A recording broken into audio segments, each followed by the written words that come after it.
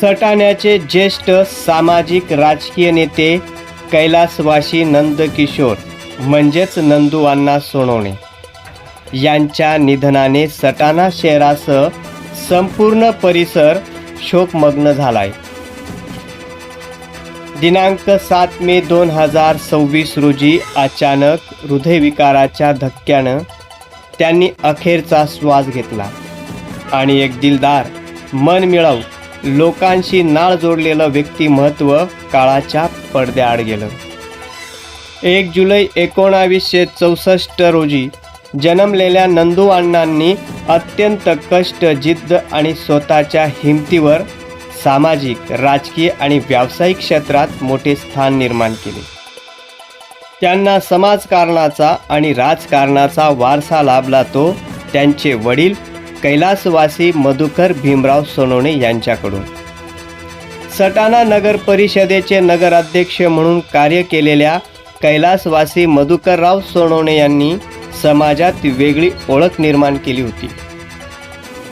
याच विचारांचा वारसा पुढे नेत नंदू अण्णांनी सार्वजनिक जीवनाची सुरुवात सटाणा ग्राहक संघाच्या चेअरमन पदापासून केली.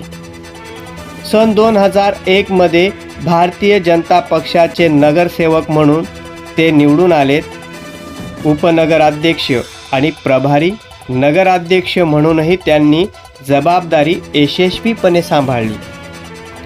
सहकार क्षेत्रातही त्यांनी स्वतःचं वेगळं स्थान निर्माण केलं. सटाणा कृषी उत्पन्न बाजार समिती आणि नाशिक जिल्हा मजूर संघ आणि अनेक संस्थांमध्ये त्यांनी प्रभावी नेतृत्व दिलं.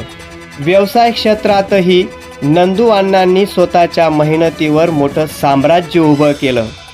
नंदनवन फार्म, मधुमिलन कॉम्प्लेक्स आणि नंदनवन लॉन्स यासारख्या प्रतिष्ठित प्रकल्प उभे करत त्यांनी यशाचं शिखर गाठलं. एवढं मोठं यश मिळूनही त्यांनी स्वभावातील साधेपणा, माणुसकी आणि सर्वसामान्यांना मदतीचा हात देण्याची भावना कधीच बदलली नाही. कुटुंबासाठी आधारवड, मित्रांसाठी जीवाभावाचा माणूस आणि समाजासाठी सदैव तत्पर असलेलं व्यक्तिमत्व आज आपल्यात नाही. त्यांच्या निधनाने सटाणा शहराने एक कर्तृत्ववान उद्योजक, लोक अभिमुख नेता आणि समाजाशी घट्ट नाळ जोडलेला दिलदार माणूस गमावला आहे. अशा या दिलदार व्यक्तिमत्वाला प्रखर न्यूजकडून भावपूर्ण श्रद्धांजली.